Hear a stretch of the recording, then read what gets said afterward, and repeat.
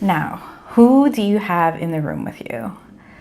So on that day, you have so much going on. You are about to bring someone who will change your life forever into this world. And you're going to go on this amazing journey and you're going to meet them. And you want the process to be as smooth as possible.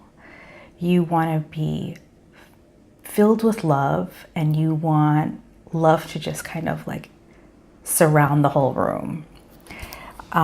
So for me, I knew I wanted to have as few people as possible. And in the hospital that I went to, I was only allowed 2 people. So I knew I was going to have a doula. So one person would be the doula, and then one other person.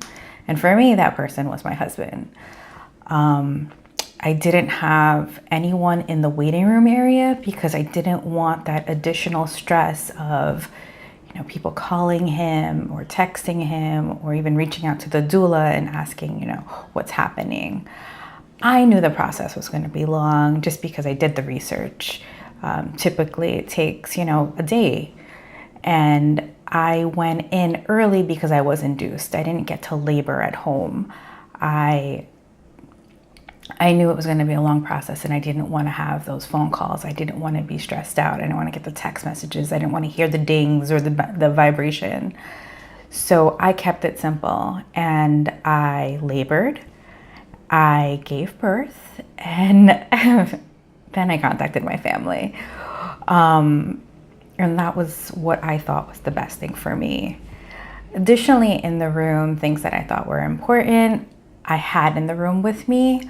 So I had my bag packed weeks before. I had a bag packed for the baby, I had a bag packed for myself, I had a bag packed for my husband.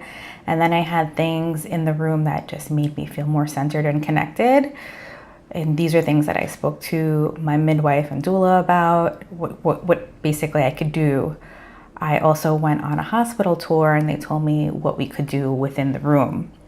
So they said that you could bring in, pretty much anything, but anything, you can't light candles. So you could have like the fake tea lights, the ones that with the battery, but you can't have actual like tea lights. So that just pretty much gives you a lot of flexibility in terms of what you can do. If you want to have bring in a picture or a painting, a photo, something for inspiration while you're breathing, because that's what you're doing for most of the time until you start pushing. And so sometimes maybe it's just nice to have that physical thing to look at. In addition to that, if you have like a mantra or a phrase that you want to repeat or you want to see, that would be great to have in your room. And I had music. So I thought music was really important for me. And I had music that was reflective of my background and my religious background, my husband's background and religious background. And I created a playlist. I had a speaker. And so for me, music and lights and a couple of pictures were really important to me to make the room feel like it was my room. I also brought things that would just make me feel comfortable in terms of clothing. And I was intentional about setting the space and setting the environment that I want to bring my child into. So the lights were dim. I didn't have bright lights on, I think just pretty much towards the end when I was pushing. And that's the great thing about visiting your hospital, talking to your doula, talking to your midwife, just seeing what's possible, because you might think that, oh, this is really wacky, like I want to take off the lights the whole time, but they were fine with it. And like in terms of like what you want to wear and where you want to go, you could pretty much move around your whole room. They don't really want folks in the hallway, but it's your room, do whatever you want to do.